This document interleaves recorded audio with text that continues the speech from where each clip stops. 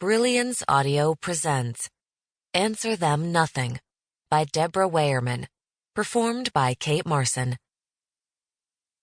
The devil uses a certain weakness.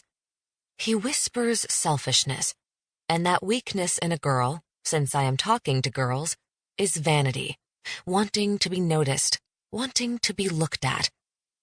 Vanity is something useless where you want it, but it gets you nowhere. And when girls want to be where the boys are, look at them. That is called vanity. The good boys won't even pay you any attention. Faithful and good priesthood men won't pay you attention and try to get you to like them. The boys that pay you attention and tries to get you to like them are the boys that would destroy you, and you can see that difference. Warren Jeffs, Lecture to 8th Grade Girls, November 1st, 2002. I just want to eat sugar or drink a cup of coffee without asking permission. I want to take my kids across town to the park without being followed. I want to get off all the welfare and be a real person.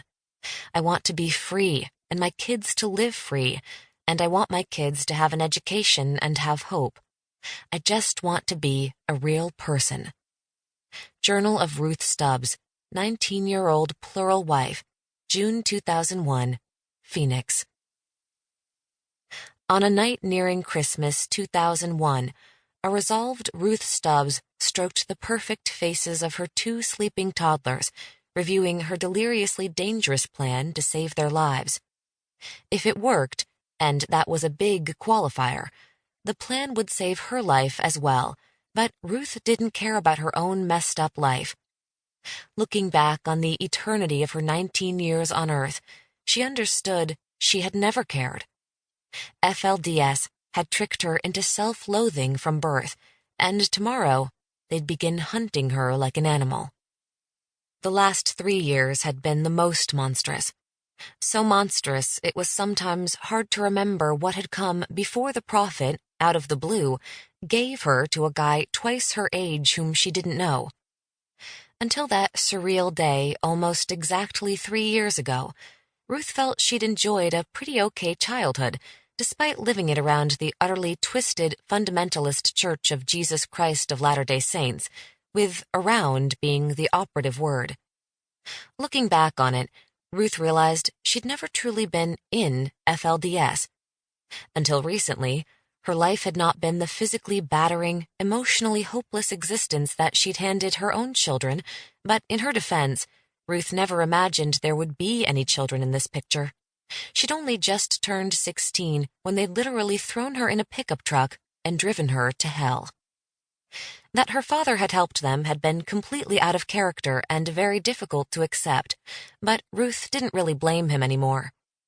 David Stubbs was FLDS raised. He'd acquired the 3 wives needed to enter the celestial kingdom and rule a planet after death before Ruth was born in 1982. That was lucky, because not so many men got a shot at the celestial kingdom after Rulon Jeffs and his son Warren took over Short Creek in 1986. After that, you had to be on the good side of Uncle Rulon, as he was called, to get the not-quite-ripe young girls assigned to you, and the Jeffs had some high-handed notions about strengthening Israelite bloodlines when making the assignments. Until the Jeffs happened, David Stubbs had been kind of like FLDS royalty, being descended from one of the oldest polygamist families since the work, as FLDS used to be called, got started in Short Creek during the 1930s. Consequently, the Stubbs family had some of the best lands with the most water rights, very important in the desert.